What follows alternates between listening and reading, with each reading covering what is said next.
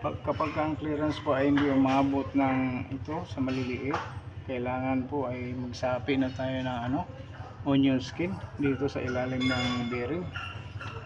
Kailangan halimbawa ito maliit yung isa, o dito o kung saan man ang maliit, kulang, sasapi po tayo dito ng tinatawag na onion skin dito po sa ilalim nito. Onion skin, yung matibay po sa langis yun, dahil tested ko na po talaga ito kahit sa mga heavy equipment. Dito po yan,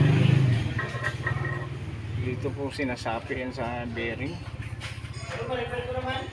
Yan, dito nilalagay dito sa ilalim, tapos yung papel na yun ang onion skin bago salpak ganyan, higpit uli hanggang sa mahabol yung pari-parehas na clearance na galing sa isa hanggang dito sa baba, 4.